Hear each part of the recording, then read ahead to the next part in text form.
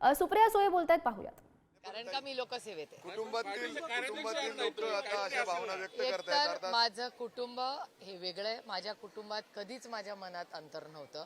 तुम्हाला आठवत असेल की मी ज्या दिवशी माझं लोकसभेचं मतदान झालं, पहिली मी मतदान केल्यानंतर आशा काकींच्याच पाया पडायला गेले, जे मी अनेक वर्ष करत आले. त्याच्यामुळे मी माझं प्रोफेशनल आयुष्य आणि माझं वैयक्तिक आयुष्य त्याच्यात कधीच गल्लत नाही. पण आशाताई इच्छा भावना व्यक्त केल्या, त्याचं भावना व्यक्त करायचं एका सशक्त लोकशाहीमध्ये प्रत्येकाला अधिकार आहे. महापालिकेमध्ये अनेक अधिकारी जे आहेत ते पद रिक्त आहेत.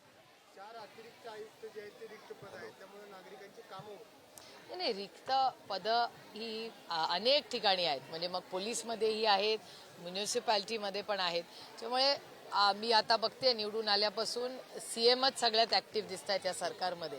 त्यामुळे मी तर ठरवलंय 5 वर्ष सीएमांनाच पत्र लिहायची काय कामं असतील तर, कारण का तुमच्या सगळ्या चॅनल्सवर शपथ घेतल्यापासून तेच मला ऍक्टिव्ह दिसत आहेत सगळीकडे. त्यामुळे त्यांनाही त्यांच्याकडेही क्राईमचाही फॉलोअप मी करणार आहे, रिक्त पदांचाही मी करणार आहे आणि लवकरात लवकर महानगरपालिका, नगरपालिका, जिल्हा परिषद ही सगळी इलेक्शन्स लवकरात लवकर व्हावी. कारण का सर्वसामान्य मायबाप जनतेला याचा प्रचंड त्रास होतोय. नगरसेवक नाही आहेत कुठेही.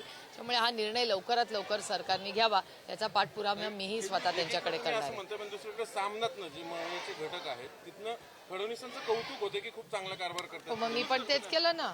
मी काय म्हणाले की पहिले फक्त मुख्यमंत्रीच ऍक्टिव्ह दिसत आहेत. मी पण तेच बोलले, मी काय वेगळा नाही बोलले सामनापेक्षा. एकच माणूस या सरकारमध्ये मला ऍक्टिव्ह आणि मिशन मोड मध्ये दिसतोय, त्या व्यक्तीचं नाव देवेंद्र फडणवीस. तेच ऍक्टिव्ह दिसत आहेत.